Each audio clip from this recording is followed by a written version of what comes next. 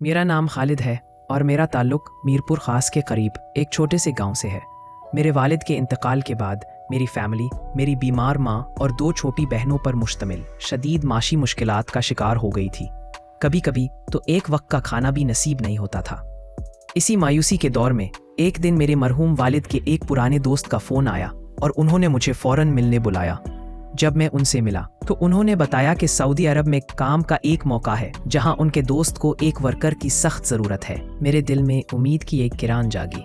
मेरे हालात को देखते हुए इससे बेहतर और क्या मौका हो सकता था। मैंने फ़ौरन हाँ कर दी। कुछ दिन बाद मुझे सऊदी अरब से ऑफिशियल कॉल आ गया। अपनी माँ की दुआओं और बहनों की उम्मीदों को अपने साथ लेकर मैं रवाना हो गया।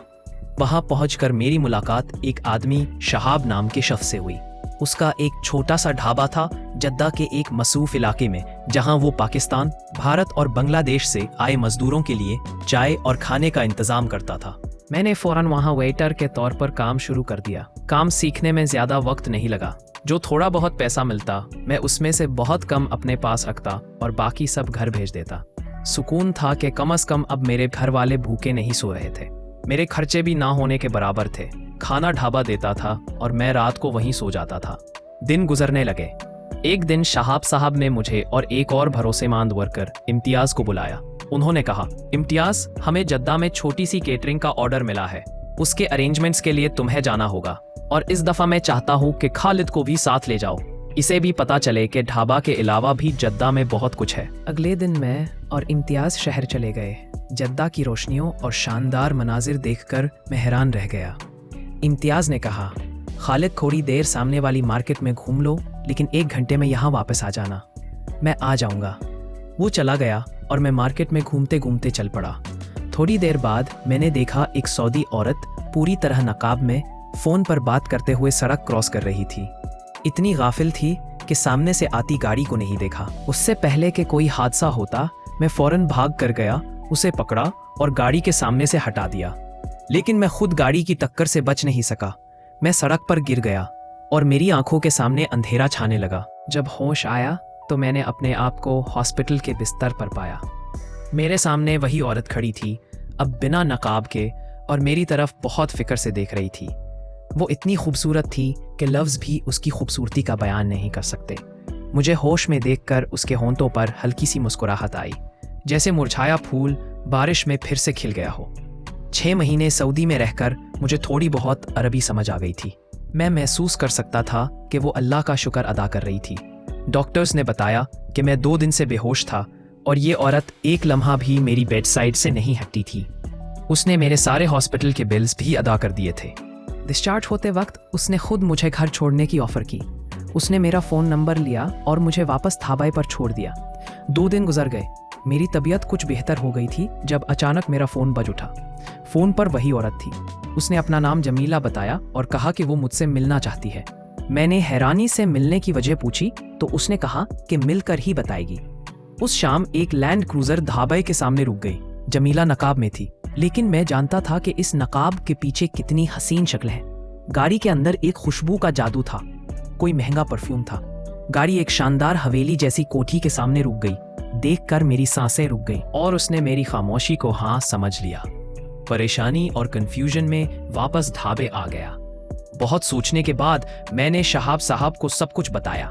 वो खुशी से उछलकर खड़े हो गए और गले लगाते हुए बोले, खालिद, ऐसी किस्मत करोड़ों में से एक को मिलती है। अपनी माँ और बहनों का सोचो, हाँ कर दो।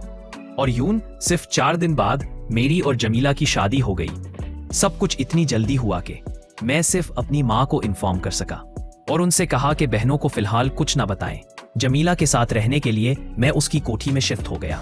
ऐसा लगता था जैसे मैं मरकर जन्नत में आ गया हूँ।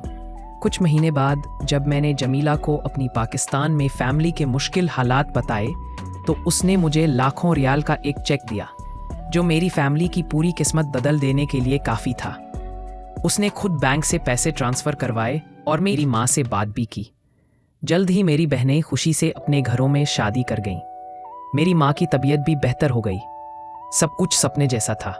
जमीला मुझे बेपनाह मोहब्बत करती थी, हर छोटी बड़ी ज़रूरत का ख्याल रखती थी, लेकिन मेरे दिल में कुछ चुभता रहता था। हर रात ठीक 1 बजे जमीला उठती और 5 बजे वापस आती।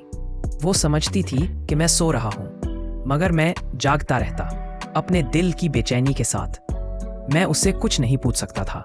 डर था कि कहीं ये सब कुछ छिन ना जाए, मगर शक बढ़ता गया। एक रात मैंने फैसला किया कि मैं उसका पीछा करूं। छुप कर मैं उसके पीछे गया। उसने बेसमेंट का दरवाजा खोला, जहां से एक तेज सफेद रोशनी निकल रही थी। दरवाजा हल्का सा खुला तो मैंने देखा कि जमीला 10-12 बुरके में लड़कियां और वो कुछ अरबी में तकरीर कर रही थी। डर के मारे मैं वापस अपने कमरे में आ गया।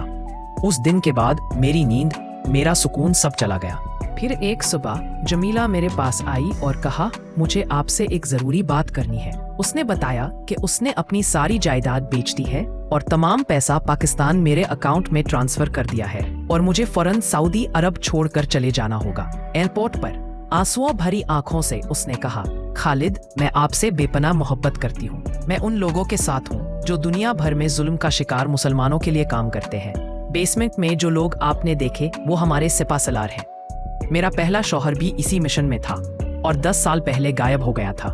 शायद अब मुझे भी कुछ होने वाला है। मैं चाहती हूँ कि आप महफूज रहें। मैं प्लेन में बैठा, दिल टूटा हुआ। पाकिस्तान पहुंचकर जब माँ से मिला तो उन्होंने बताया कि बैंक से कॉल आई थी। बैंक गया तो मैनेजर ने बताया कि मेरे अकाउंट में 6 अरब रुपए ट्रांसफर हो चुके हैं, पूरे कानूनी तरीके से। अब मेरे पास सब कुछ था, दौलत, सेहतमंद माँ, खुश बहनें, मगर जमीला नहीं थी। मैं खुश नहीं था। मैं कई दफ़ा सऊदी गया, मगर जमीला का कोई पता नहीं मिला। आज 8 साल गुजर गए हैं। मैंने दोबारा शादी नहीं की। कैसे करता? जमीला जैसा कोई नहीं हो सकता। मैं अब भी जिंदा हूँ, सिर्फ इस उम्मीद पर कि एक दिन वो लौट कर आएगी, सिर्फ एक मुस्कुराहट देखने के लिए। आप भी मेरे लिए दुआ कीजिएगा।